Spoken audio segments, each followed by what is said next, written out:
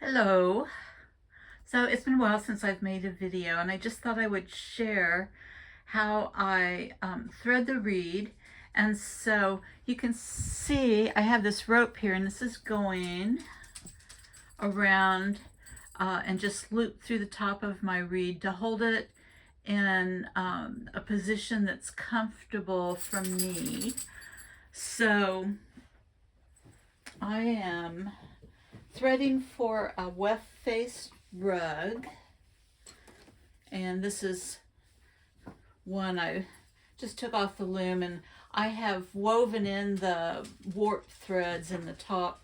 I'm still working on that down here, so I've done a Damascus, a full Damascus, and then I'm going to take these and weave them back into the rug. But anyway, so this is weft-faced, and the warp that I am using was sold as a rug warp, and it I believe it was sold as a 8/4. It's pretty thick, and one of the things I liked about it is that I could order multiple cones that worked well with the union warping system.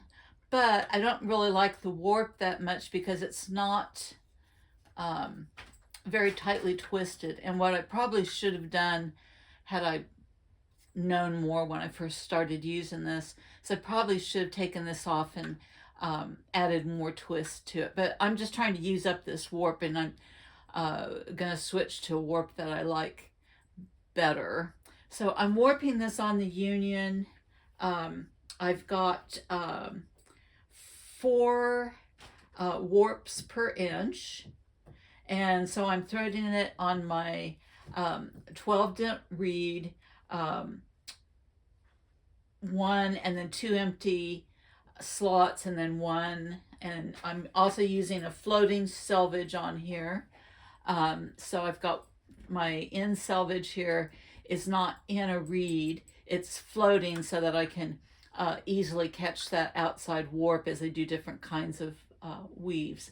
And as you can see, this warp is pretty fat, and I hope you can see I'm using the inserted eye heddles, which makes it really easy to thread these through.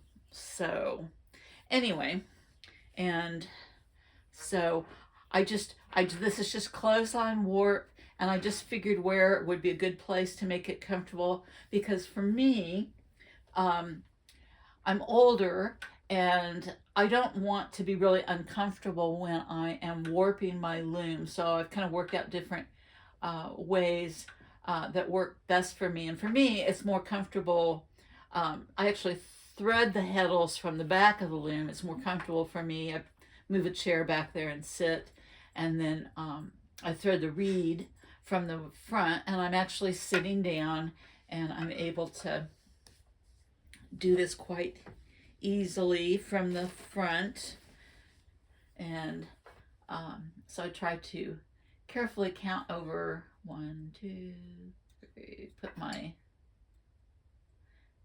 and I know this won't show up on the video, but and then grab the next one, and of course pull it through. So nothing different about that. Oh, one other little thing that I do, and again, I don't know if you'll be able to really see it on the video, but every section, so this is actually 8 threads that I've threaded for this warp, I will leave 2 empty heddles in between each section. And then in case I do make some kind of a mistake in my warping, I've got an extra heddle in there, and hopefully all I have to do is just kind of unthread those warps and fix them, but sometimes that's not always the case.